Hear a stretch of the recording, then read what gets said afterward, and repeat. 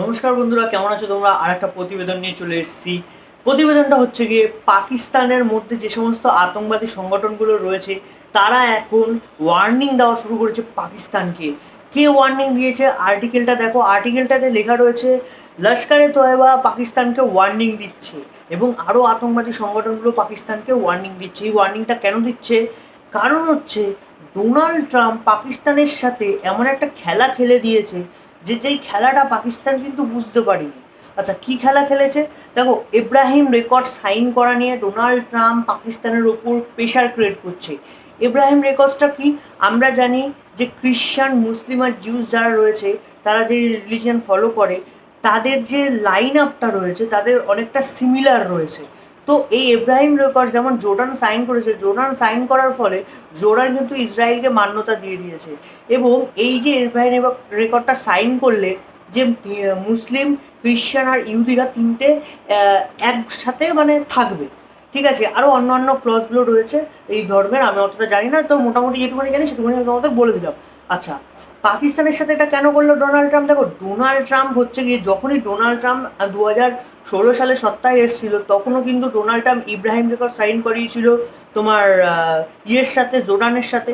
এবং তারপরে যখন আবার সত্তায় আসলো, এখন প্রত্যেক কটা ইসলামিক দেশকে এই ইব্রাহিম রেকর্ড সাইন করাতে বলছে। আর ইব্রাহিম রেকর্ড যদি কোনো দেশ, মিডল ইস্টের কান্ট্রি, মুসলিম কান্ট্রি যারা রয়েছে, তারা যদি সাইন করে, তারা ইসরায়েলকে মান্যতা দেওয়ার জন্য মান্যতা দিতেই হবে।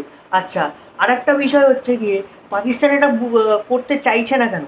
কারণ পাকিস্তান স্বাধীনতার পর থেকে বিগত বছরের পর বছর প্রায় 40 থেকে 50খানা জেনারেশনকে প্রায় তারা র্যাডিক্যাল বানিয়ে দিয়েছে। তারা এতটা লেভেলের হেট্রেড তাদের বইতে, তাদের মানে প্রপোগ্যান্ডাতে ইউজ করেছে যে জিউস, হিন্দু আর হচ্ছে গিয়ে খ্রিশ্চান, এদেরকে এরা দেখতেই পারে না, এদেরকে এরা দেখতেই পারে না। তো এই কারণগুলো যখন পাকিস্তানের মিডিয়া চ্যানেল সামনে নিয়ে এসছে, তখন পাকিস্তানের মধ্যে থাকা, পাকিস্তানের পোষ্য যে সমস্ত টিমগুলো রয়েছে, লস্করে তাইবা, জৈশে মোহাম্মদ, তারা কিন্তু পাকিস্তানকে ওয়ার্নিং দিচ্ছে যে তুমি যদি এই ইব্রাহিম রেকর্ড সাইন করো আর ইসরায়েলকে যদি মান্যতা দাও, তাহলে কিন্তু পাকিস্তানে রক্তের বন্যা বইয়ে যাবে। তো এই যে, তো এবার বলি যে এই যে পাকিস্তান এই রেকর্ডটা যদি সাইন করে দেয়, তাহলে কি প্রতিফলন? প্রথমত, যে গভর্নমেন্ট এইটাকে স্বাক্ষরিত করবে এবং যে আর্মির আন্ডারে, যেমন পাকিস্তানে তো আর্মি রুল চলে, গভর্নমেন্টের রুল কম চলে। তো এটাতে কি হবে, সেই গভর্নমেন্ট এবং সেই আর্মির পার্সনগুলো কিন্তু রাস্তায় তাদের বেরোনো যাবে না এবং পাবলিক কিন্তু শেষ করে দেবে। এবং পাকিস্তানের আর্মির ভেতরেও কিন্তু দ্বন্দ্ব শুরু হবে, কারণ পাকিস্তানের আর্মিও কিন্তু রেডিকালাইজ। আমরা দেখেছি আসিফ মনির লাইভ প্রেস কনফারেন্সে কী সমস্ত বলছে, we are different from Hindus. মানে এদের এতটা র্যাডিক্যালাইজ মাইন্ড যে তারা ওপেন লাইভ প্ল্যাটফর্মে দাঁড়িয়ে, নিউজ চ্যানেলের সামনে দাঁড়িয়ে এই সমস্ত কথা বলছে। তার মানে বুঝতে পারছো তারা কতটা র্যাডিক্যালাইজ। কারণ তাদের যে বই পড়ানো হয়, মাদ্রাসা বলো, নর্মাল শিক্ষায় বলো, তাদের নিজস্ব সাধারণ শিক্ষা ছাড়া তারা এতটা পরিমাণে র্যাডিক্যাল শিক্ষা দিয়ে দেয় যে যে মানে তাদেরকে আর সাধারণ ভাষায় বোঝানো সম্ভব না। তো এবার যদি পাকিস্তান না করে দেয়, তাহলে কিন্তু ইউএসএ যে সমস্ত ফান্ডিং পাকিস্তানে করছিল, আইএমএফ থেকে যে বেল আউট প্যাকেজগুলো পাচ্ছিল, সেগুলো কিন্তু শর্টকাট করে বন্ধ করে দেবে ইউএসএর গভর্নমেন্ট। পাকিস্তানের কাছে দুদিকেই ধার, এদিকেও ধার ওদিকেও ধার। পাকিস্তান এখন কী করবে নিজেরাও বুঝতে পারছে না, কারণ পাকিস্তান পুরো লোনে চলে। পাকিস্তান তো কিছু ইনকাম করে না বা কিছু প্রোডাক্ট বেচেও না, তো পাকিস্তান পুরোপুরি লোনে চলে। এবার যদি লোন না নেয়, তাহলেও কিন্তু তোমার এখানে প্রবলেম হবে। তাহলে কিন্তু ওখানকার জনতা তেল পাবে না, গ্যাস পাবে না, সাধারণ যে জিনিসগুলো আছে সেগুলো পাবে না, সেগুলোর দাম বেড়ে যাবে, ইলেকট্রিসিটি বিল বেড়ে যাবে, এগুলোর ওপরও সমস্যা তৈরি হবে, তার ফলেও আউটরেজ তৈরি হবে। এবং যদি ইব্রাহিম রেকর্ড সাইন করে, তাহলেও কিন্তু তাদের আউটরেজ তৈরি হবে। মানে পাকিস্তান এখন দুদিকে তরোয়াল হয়ে গেছে, এদিকেও ধার ওদিকেও ধার, সে কী করবে বুঝতে পারছে না। বেসিক্যালি এই হয় একটা দেশের যদি ইন্ডিপেন্ডেন্ট ডিপ্লোম্যাসি হয়, তাহলে আমাদের দেশের ওপর যেমন ট্রাম্প সরকার যখন প্রেশার করেছিল, আমাদের ইন্ডিপেন্ডেন্ট ডিপ্লোম্যাসি ছিল বলে আমরা কিন্তু মানে আমেরিকার পা ধরতে যাইনি।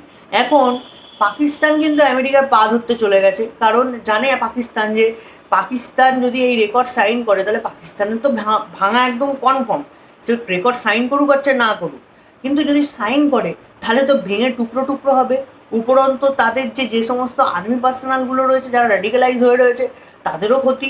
ঠিক আছে, তো এই হচ্ছে গিয়ে ব্যাপার। এবং যে সমস্ত পোষ্য সাপগুলো রয়েছে, হিলারি ক্লিনটন এক সময় বলেছিল পাকিস্তানকে যে তুমি তোমার গার্ডেনে যদি সাপ পোষো, সেই সাপ যদি তুমি ভাবো যে তোমার প্রতিবেশীদেরই কামড়াবে, সেটা কিন্তু না, সাপ কিন্তু তোমাকেও কামড়াবে। আর সেটাই হয়েছে। সাপগুলো মিন্স জৈশে মোহাম্মদ এবং আরও যে সমস্ত রেডিক্যাল গ্রুপগুলোকে বানিয়ে ভারতের এগেনস্টে তারা ইউজ করতো, সেই সমস্ত রেডিক্যাল গ্রুপগুলো এখন পাকিস্তানকেও কামড়াচ্ছে। কারণ এরা সেই লেভেলের পাওয়ার ওখানে পেয়েছে, মাদ্রাসা খুলেছে, মাদ্রাসায় বাচ্চাদের উল্টো পাল্টা শিক্ষা দিয়েছে, যেই শিক্ষার মাথা মুন্ডু কিছু নেই। এই কারণেই কিন্তু আজকে পাকিস্তান এই জায়গায় দাঁড়িয়ে রয়েছে। আর যদি পাকিস্তান যদি নিজেকে নিজে স্ট্যাবলিশ করতো, তাহলে বিশ্বের দরবারে একটা আলাদা সম্মান হতো। কারণ পাকিস্তানেও কিন্তু রিসোর্সেস কম নেই। এবং পাকিস্তানে যে সব থেকে প্লাস পয়েন্টটা রয়েছে, পাকিস্তানের যে জিওপলিটিক্যাল লোকেশনটা, সেটা কিন্তু খুব ইম্পর্টেন্ট।